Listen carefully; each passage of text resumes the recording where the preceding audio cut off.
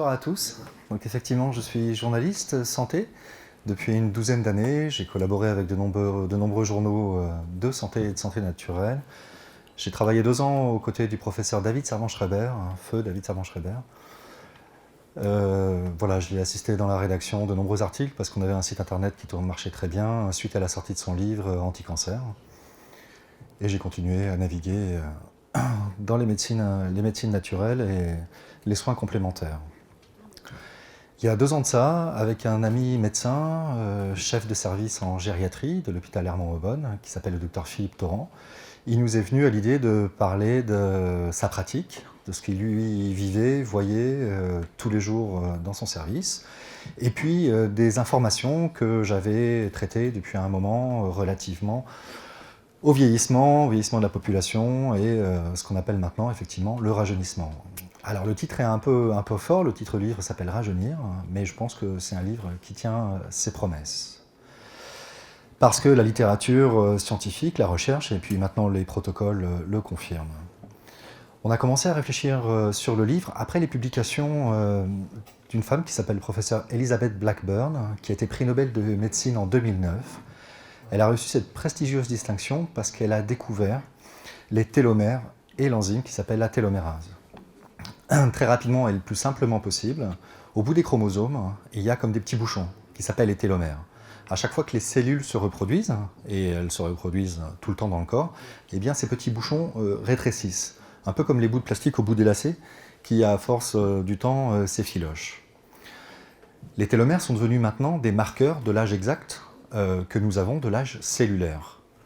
C'est devenu un véritable indicateur de santé intérieure. Première découverte. Deuxième découverte, c'est que ces télomères sont touchables.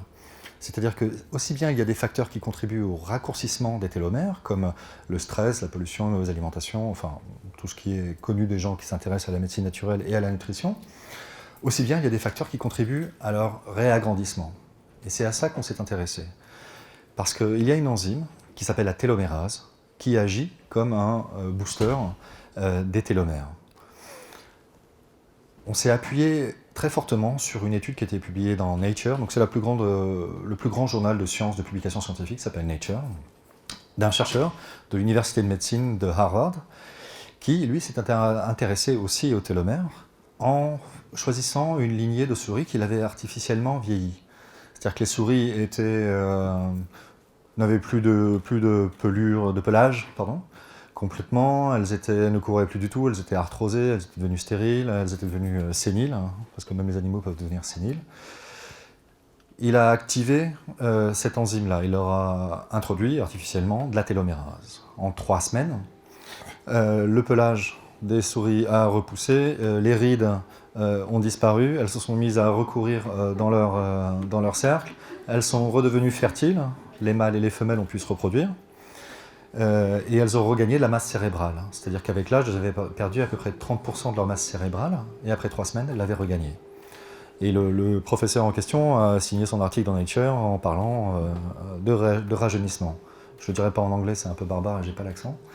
Mais clairement, les premières certitudes scientifiques que le rajeunissement était possible datent de 2010, de cette période-là, où on est parti du modèle théorique qui a valu un prix Nobel à un modèle animal. Et maintenant, depuis un moment, depuis donc 10 ans, le docteur Elizabeth Blackburn passe son temps à rajeunir des cohortes de seniors américains, puisqu'elle exerce encore comme chercheur dans le laboratoire de médecine de l'université de San Francisco. Nous avons correspondu ensemble pour que je puisse rédiger ce livre. Et donc sans me dire exactement comment est-ce qu'elle faisait, parce qu'en laboratoire, il est facile, via des virus, d'induire une superdose de télomérase dans des souris, mais sur un modèle humain, évidemment, c'est beaucoup plus compliqué. Toutefois, elle a réussi à modéliser, grosso modo, un protocole qui fonctionne. Un protocole basé, donc sans surprise pour les gens qui s'y intéressent, du moins pour une partie, qui consiste à évidemment une très bonne gestion du stress, parce que pour le coup, le stress est un facteur ultra aggravant de raccourcissement des télomères. On montre plusieurs exemples dans le livre, notamment, par exemple, ils ont pris des cohortes de jeunes mamans ayant des enfants handicapés versus des mamans ayant des enfants dits normaux. Et Les mamans de jeunes enfants qui sont dans le stress permanent des soins, de l'entretien de leurs enfants, ont grosso modo 20 ans, ont perdu 20 ans par rapport à des femmes ayant des enfants dits normaux.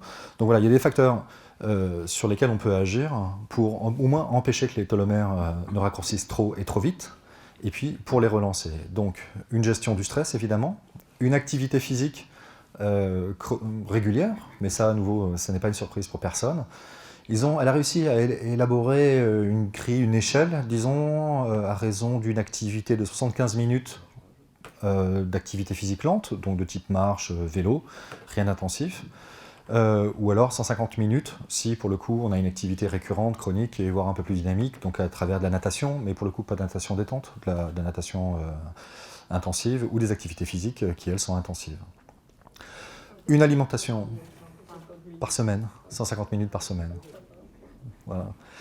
Une alimentation évidemment ultra riche en antioxydants, donc vous savez de la vitamine E, du sélénium, de la vitamine C, évidemment une alimentation variée en fruits et légumes.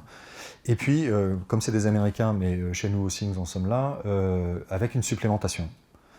Une supplémentation en acide gras oméga 3, merci David Servan-Schreiber. À nouveau, une supplémentation en un principe actif issu d'une plante qui s'appelle l'astragale. Et ces principes actifs s'appellent les astragalosides.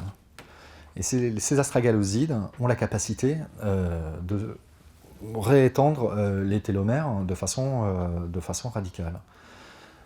Attention, sur Internet, on commence à trouver des compléments alimentaires parlant de ces vertus-là. Hélas, beaucoup viennent de Chine, donc non, hein, vous le savez très bien. Il y a un laboratoire, pour tout vous dire, il y a un laboratoire français qui fait du bon produit parce qu'il a eu le réflexe intelligent de le faire valider dans un laboratoire. Donc on peut trouver, au moins en France et en Europe, de bons produits contenant des astragalosides qui soient à même de tenir leurs promesses. Ça, c'est la première partie de notre travail, c'est le rajeunissement général, disons. Comme mon co-auteur, lui, est spécialiste de maladies neurodégénératives, on a voulu faire une partie aussi sur le vieillissement cérébral et sur ce qu'il traite tous les jours, à savoir la maladie d'Alzheimer. Et au début, de ce que j'en savais moi, de ce qu'on en entendait, j'étais vraiment pas bien sûr qu'on puisse donner des informations utiles aux gens. Eh bien, il m'a détrompé très fortement. On peut non seulement évidemment prévenir la maladie d'Alzheimer, mais permettre aux gens atteints de regagner des compétences perdues. Donc on peut parler d'un rajeunissement cérébral, bon, vous voyez la figure de style, mais en tous les cas, quand on regagne des compétences que l'on a perdues dans une maladie neurodégénérative, on peut dire qu'on a un peu remonté la flèche du temps quand même. Donc à travers des protocoles que lui met en place, mais donc pas que lui, hein, dans la France entière, heureusement, ça commence de plus en plus à se développer, à travers des stimulations sensorielles, des stimulations olfactives, des stimulations auditives, à travers des jeux, des mouvements physiques, une attention particulière, il insiste beaucoup sur l'empathie, donc c'est-à-dire la façon de s'adresser à ces patients-là. Parce qu'il me dit que si on a neurologiquement perdu des connexions qui sont celles des souvenirs et qu'on peut ne plus du tout se rappeler qui est son fils, qui est son conjoint, qui est son petit-fils, on peut recréer du lien à travers les souvenirs qui sont émotionnellement connotés.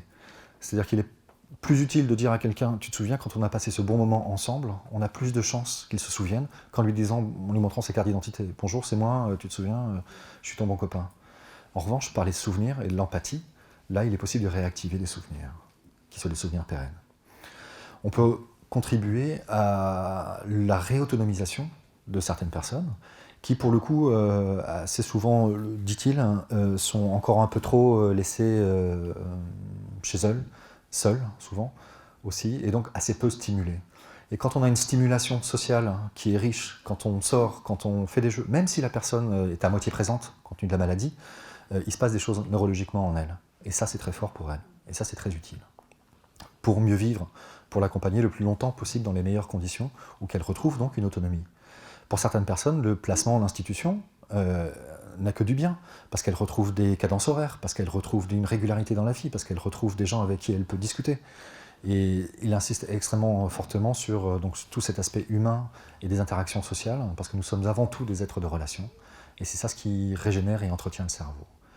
Il insiste beaucoup, comme l'OMS d'ailleurs, sur 7 facteurs de prévention qui sont connus pour déclencher ou aggraver la maladie d'Alzheimer. De mémoire, je n'y arriverai pas, mais heureusement, je l'ai noté. Le bas niveau d'éducation, et ça c'est surtout pour les pays en voie de développement. L'inactivité physique, le diabète, l'hypertension artérielle, l'obésité, le tabagisme et la dépression. Donc c'est pas tant la dépression que les antidépresseurs. Comme vous savez, il y a des études très, très performantes qui viennent de sortir, montrant que la prise prolongée d'antidépresseurs était un facteur aggravant dans la survenue de la maladie d'Alzheimer. Pour les jeunes générations aussi, on s'est arrêté là-dessus et on l'a mentionné parce que ça vaut le coup. Ça fait l'objet d'un Lancet, le Lancet, c'est une autre publication médicale de référence, qui indiquait que pour les jeunes générations, le fait d'écouter de la musique très fort dans des écouteurs avait la capacité évidemment de briser les petits bâtonnets acoustiques et donc de favoriser une baisse de l'audition très jeune. Et ça, c'est un facteur déclenchant aussi de la maladie d'Alzheimer. Donc on fait la fête super quand on est jeune, on se met la tête contre les enceintes au concert et on écoute à longueur de journée de la musique très fort. À 40 ans, on a perdu l'audition et à 60 ans, on déclenche les premiers symptômes. Bon, évidemment, c'est pas aussi mécanique, mais en tous les cas, tous les facteurs sur lesquels on peut agir, que je viens de nommer, eux peuvent rien qu'à eux seuls diminuer de 10% la prévalence de la maladie d'Alzheimer. Donc à 10%, c'est pas neutre quand même comme échelle. Un rajeunissement général, un rajeunissement cérébral, un cardiaque aussi. Parce que vous savez, la première cause de mortalité dans les pays occidentalisés, les pays occidentaux, pardon, ce sont les maladies cardiovasculaires. L'un des facteurs majeurs de l'affaiblissement du système cardiaque, c'est l'apport de sel, c'est la consommation de sel. L'OMS recommande à peu près 5 grammes par jour. En Occident, en France, nous on est à 10-12% de sel dans l'alimentation. Les records du monde, c'est les Japonais, ils sont à 19 grammes par jour.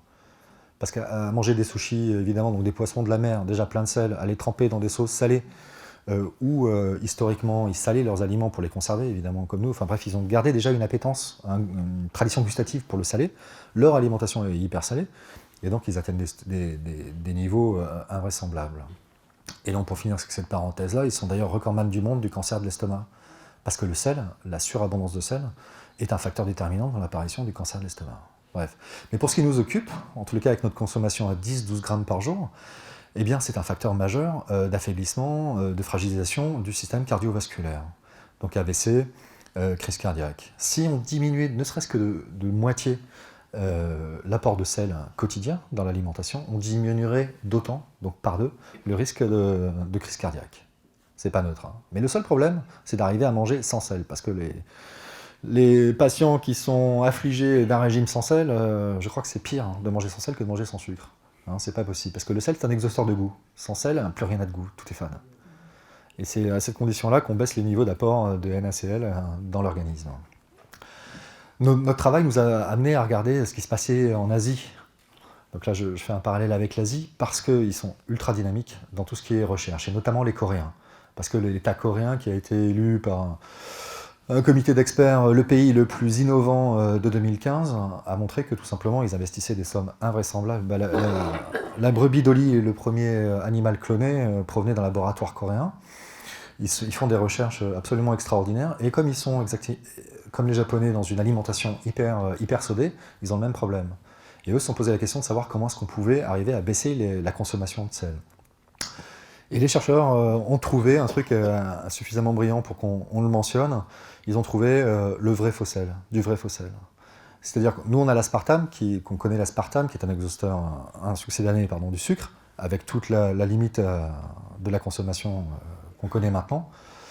Mais le vrai faux sel, ça n'existait pas.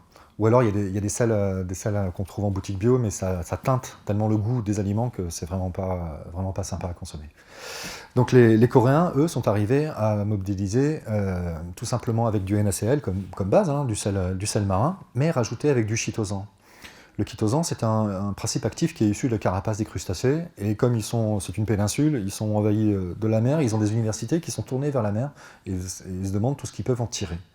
Et le chitosan, donc provenant de la carapace des crustacés, les crevettes, les crabes, les homards, ils ont réussi, par un mécanisme que je ne saurais expliquer, à neutraliser les effets physiologiques du sel, hein, mais sans rien supprimer de l'effet gustatif du sel. C'est maintenant en vente courante en Corée et en Asie. C'est distribué en Allemagne, maintenant, ça se trouve en Allemagne, et on doit pouvoir se le procurer en France. Et c'est un apport en termes de bien-être et de bon vieillir par rapport à la santé cardiovasculaire qui n'est pas inutile. Ils ont également trouvé, d'une autre façon, la capacité que nous avons à pouvoir régénérer le cartilage. Parce que vous savez, le cartilage des articulations, il est assez connu que c'est assez linéaire. C'est-à-dire qu'on ne fait que le perdre avec le temps. Et quand on le perd, les articulations commencent à frotter durement, ça s'inflamme et ça dégénère et ça fait de l'arthrose. Et on sait qu'on ne peut pas régénérer le cartilage, ça n'existe pas. Sauf qu'eux ont réussi à trouver comment est-ce qu'on pouvait régénérer le cartilage. Donc d'une situation de senior où on commence à avoir du mal à se déplacer, du mal à faire des activités et surtout l'inflammation après l'activité est là, eh bien on retrouve un état antérieur où le cartilage, alors des générations de lapins y sont passées, des études cliniques ont été publiées aussi dans la littérature internationale, tout ce que je vous dis c'est sourcé, hein, c'est publié. Eh bien on montrait qu'on pouvait régénérer le cartilage et retrouver donc une qualité de vie articulaire tout à fait satisfaisante, ce qui n'est pas inutile.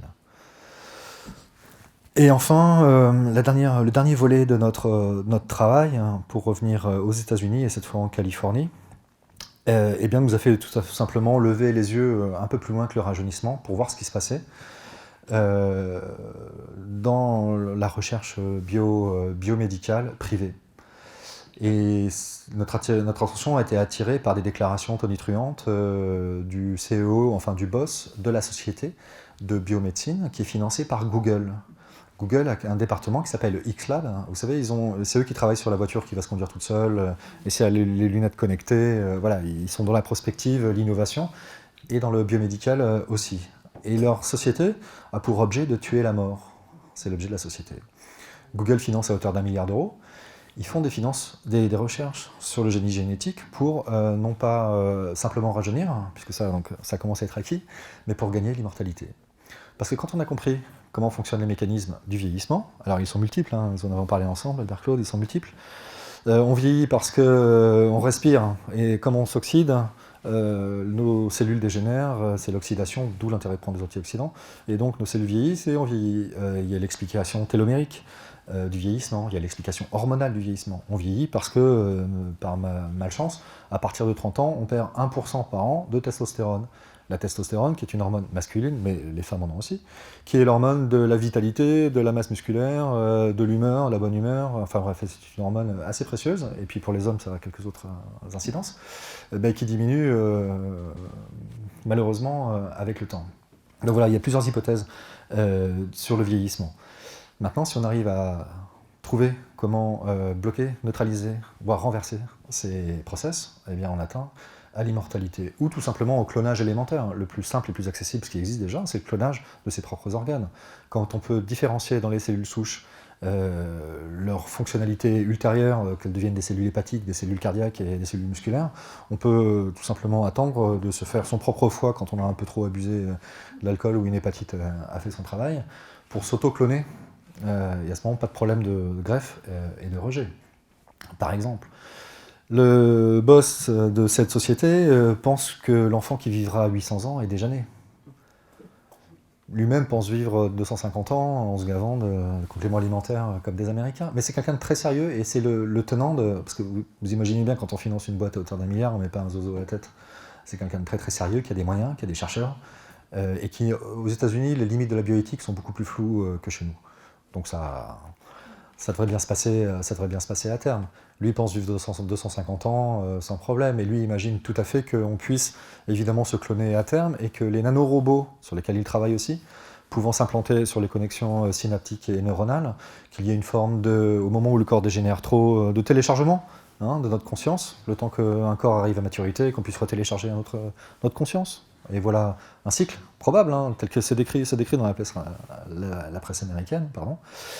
Voilà un scénario probable qui nous amènera à ce qu'on appelle l'immortalité. Voilà, réservé évidemment à une petite élite, puisque tout ça va être breveté, puisque ce sont des sociétés privées. Mais voilà, c'était un éclairage encore supplémentaire, mais je ne veux pas aller dans la... Mais c'est plus de la science-fiction, c'est ça le problème. C'est qu'on pourrait dire, bon, c'est bien gentil, la science nous bassine de ces trucs-là depuis... mais même depuis la Grèce antique, Aurore est la sœur du jour, cette brave déesse est amoureuse des mortels. Un jour, elle tombe éperdument amoureuse d'un homme et elle va casser les pieds à Zeus pour lui dire « Rends-le immortel, rends-le immortel ». Zeus dit « D'accord, je veux bien le rendre immortel ». Mais très vite, elle s'est aperçue qu'elle avait oublié quelque chose. C'était demander la jeunesse éternelle. Parce que l'homme en question est devenu mortel, mais il n'a cessé de vieillir, vieillir, vieillir. Et il a fini tellement réduit qu'il ressemblait à une cigale. Elle l'a enfermé dans son palais en Érythrée pour rester auprès de son amoureux.